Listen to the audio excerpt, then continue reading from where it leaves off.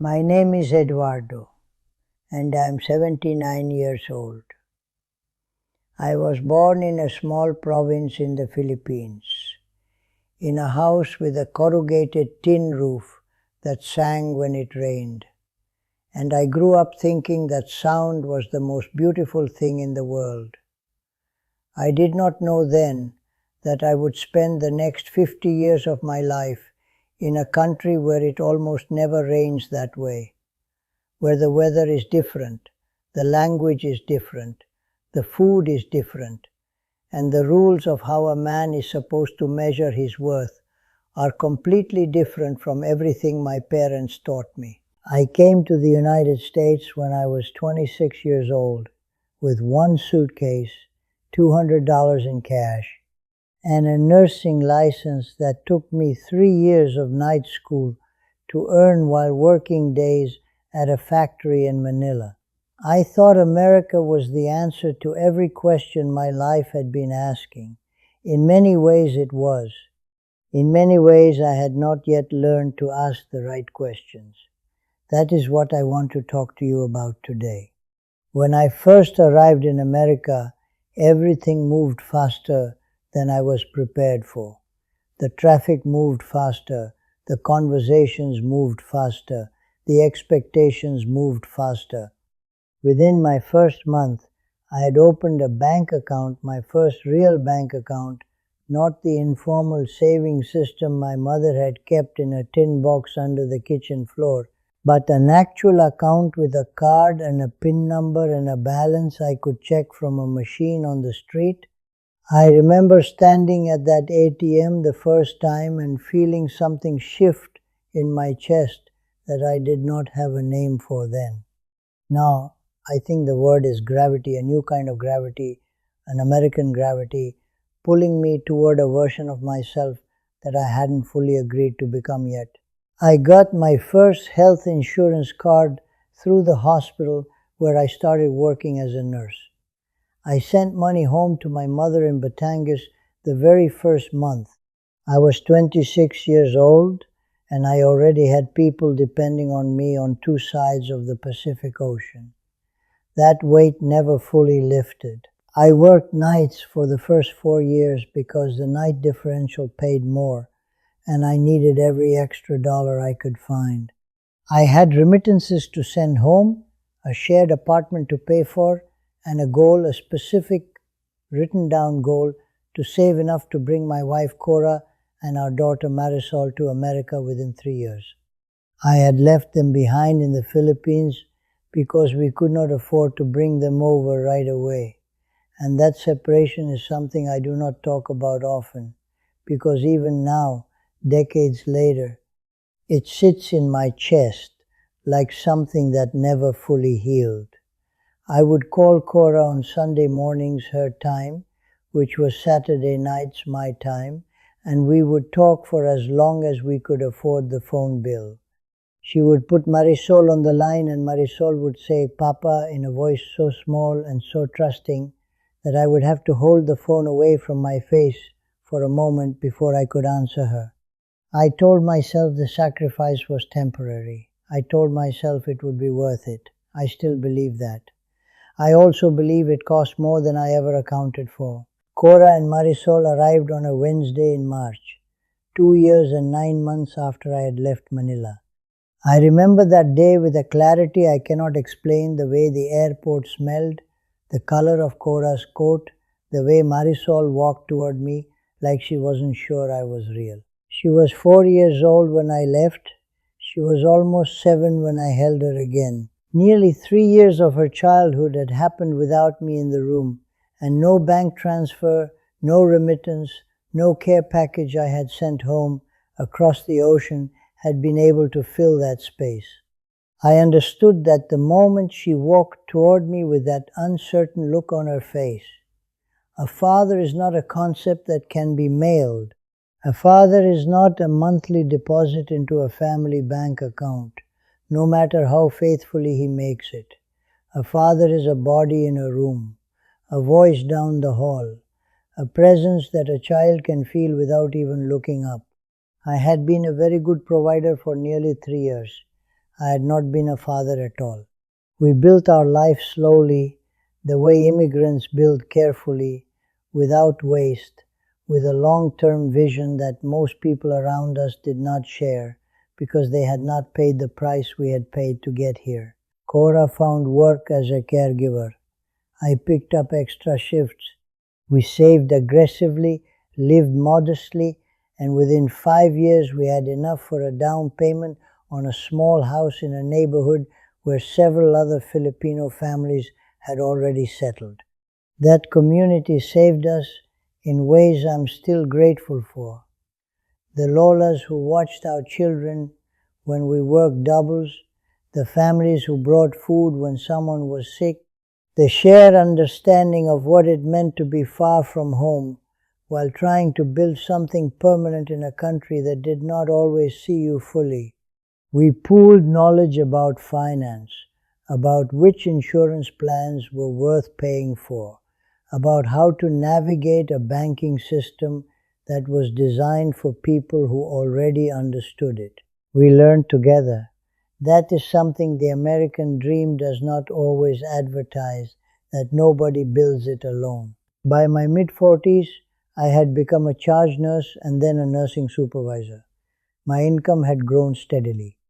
Our finances were in order, we had a mortgage we were paying down, retirement accounts we contributed to every month, life insurance policies that would protect Cora and the children if something happened to me, health coverage for the whole family.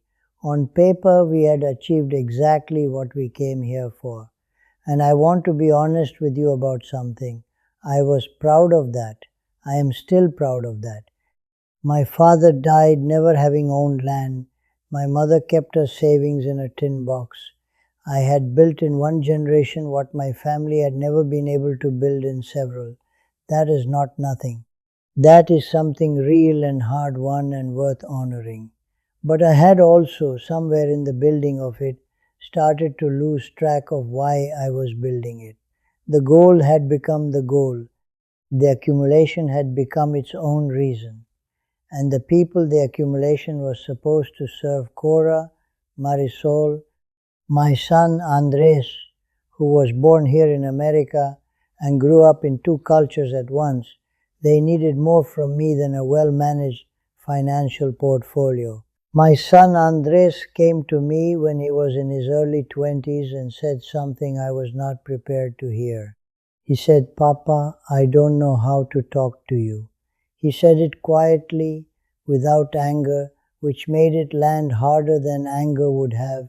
He said he had grown up watching me work and watching me provide and watching me sacrifice, and he respected all of it deeply.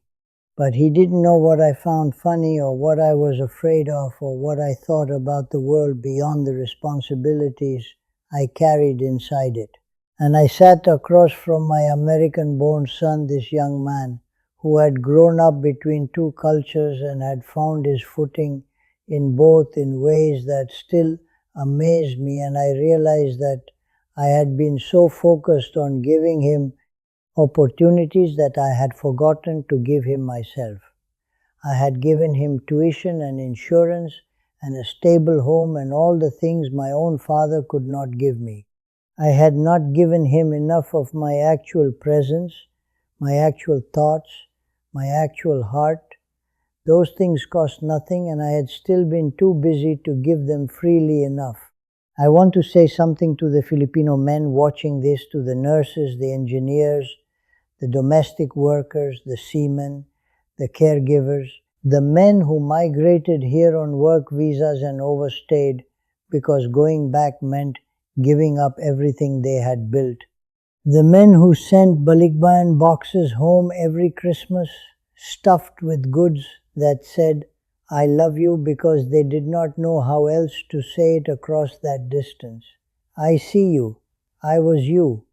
The sacrifice is real, and the love behind it is real, and nobody has the right to minimize what you have given. But I also know what the sacrifice can cost if you are not careful, because I lived it. The men in our culture are taught that providing is the primary expression of love, And providing is love. It is a form of love, but it is not the whole of love. Your children need to know your voice when you are not giving instructions. Your wife needs to know your face when you are not performing strength. The people at home need you, not just what you send home. Cora and I had a difficult period in our 50s that I am not ashamed to admit, because I think too many men carry these things silently, and the silence helps no one. We had grown alongside each other for decades, but in some fundamental way we had also grown past each other without noticing. She had built a life here, friendships, routines, a sense of herself that had evolved while I was not paying close enough attention. I had continued working, providing, managing the finance of our lives, the insurance renewals, the bank accounts, the practical machinery of keeping everything running, and I had neglected to tend to the marriage underneath all of that machinery. We went to counseling, which was not something Filipino men of my generation did easily, and I will tell you that walking into that office was one of the hardest and most important things I have ever done. It did not fix everything overnight, but it cracked something open that needed to be opened. We are still together. We are better now than we were then. But I wish I had cracked it open sooner, before so much had quietly calcified. My mother died in the Philippines when I was 51 years old. I was not there. I had flown home twice in the decade before that, which sounds reasonable until you understand that my mother was in her 80s, and every visit could have been the last one, and I treated each of them like there would always be another. I was not there because I had shifts I could not easily give away, because the flights were expensive, because the timing was never quite right, because I kept telling myself I would go soon next month, next quarter, after the holiday rush, after the busy season at the hospital. She died on a Tuesday morning Batangas time, and I was in the middle of a 12-hour shift when my sister called. I finished my shift because I did not know what else to do. I stood in that hospital hallway and I understood for the first time in my bones rather than just my mind that later is not a real place. It is a story we tell ourselves to make the present feel less urgent than it actually is. My mother is the price I paid for that lesson. I retired at 72 after more than 4 decades of nursing in the United States. I had taken care of thousands of patients, held hands, translated difficult news, sat with people in their last hours of life. I had more experience with death and dying than most people will ever have, and still I managed to be surprised by my own vulnerability when I stopped working and the structure fell away. For the first time in my adult life, I did not have a shift to report to, a department depending on me, a professional identity filling my days.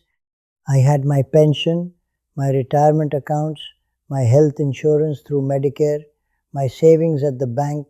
The financial architecture I had spent a lifetime constructing was solid and reliable. And I fell apart anyway, because it turns out that money is very good at solving money problems and completely useless at solving the question of who you are when the work is done. It took me 2 years of being lost before I found my way back to myself.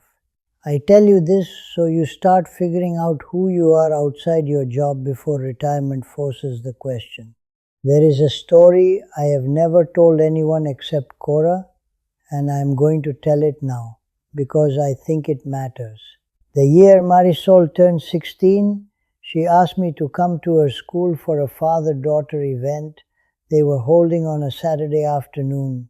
I said yes, and then I took an extra shift at the hospital that morning, and I arrived 45 minutes late. She was standing outside the gymnasium waiting for me, and when I walked up, she looked at me with an expression I had not seen on her face before, not angry, not sad exactly, but something more resigned than either of those things, like she had already adjusted her expectation before I had even arrived late enough to disappoint it. We went inside and we had a fine afternoon together, and she never mentioned it again. But I remembered it. I have remembered it every year since. That look on her face was the face of a child who had already learned not to expect too much from her father. That was something I had taught her without meaning to, through 100 small absences, through 100 shifted priorities. I never wanted to teach her that lesson. I taught it anyway. I want to talk about the body, because nobody warned me about the body, and I think that was a failure of honesty among the men around me. At 60, I still felt like myself strong, capable, reliable, the kind of man who carries the heavy bags and doesn't mention his back. By 68, my knees had started to register their objections. By 70, I was taking more medications than I ever imagined I would take, reviewing my Medicare coverage every year to make sure my prescriptions were covered, managing chronic conditions that had accumulated quietly over decades of night shifts and stress and not enough sleep. The body keeps the score in a way that no bank statement does. Every year of pushing too hard, every year of skipping the checkups, every year of telling yourself you will take care of your health after this busy stretch is over, the body files, all of it. It does not forgive and it does not forget. I am still here, still walking, still laughing, still eating kora sinigang on Sunday afternoons. But I am doing all of it with a body that I did not take care of nearly well enough, and I feel the difference every day. If I could speak to the young Eduardo, the one who arrived at this airport with one suitcase and $200 and a heart full of fire and determination, I would not tell him not to work hard. The work was necessary. The sacrifice was real. The financial foundation he built mattered, and it gave his family options that changed the course of everything. I would not take any of that back, but I would tell him to call his mother every week, not just when he had good news to share. I would tell him to put down the overtime shift when Marisol is performing in a school event and no amount of money is worth that look on her face outside the gymnasium. I would tell him that a marriage needs tending the way a garden needs tending, and that a well-funded bank account does not substitute for paying attention to the person sleeping beside you. I would tell him that the feeling of being enough, the feeling he chased through every promotion and every financial milestone, was his all along. He did not have to earn it. He did not have to cross an ocean to find it. It was always already inside him, waiting for him to be still enough to notice. Andres brought his children to visit me last month. My grandchildren, 3 of them, born in this country, fully American in the way that my son is only half American, growing up without the memory of a tin roof that sings in the rain. They ran through my living room making noise and chaos, and I sat in my chair and watched them and felt something that I do not have a word for in English or in Tagalog, something that is bigger than happiness and quieter than joy. Cora was in the kitchen making pancit, and the smell of it filled the whole house, and for a moment, just a moment, everything I had ever sacrificed, and everything I had ever missed, and everything I had ever gotten wrong felt, held inside something large enough to contain it. I do not want to end with sentiment that papers over the hard truths I have been speaking. The regrets are real. The closed office doors are real. My mother's death on that Tuesday morning is real, but so is this. So is the Sunday afternoon, the grandchildren, the pancit, the woman in the kitchen who stayed beside me through all of it. Build the life, please. Build all of it. Not just the part you can put in a bank.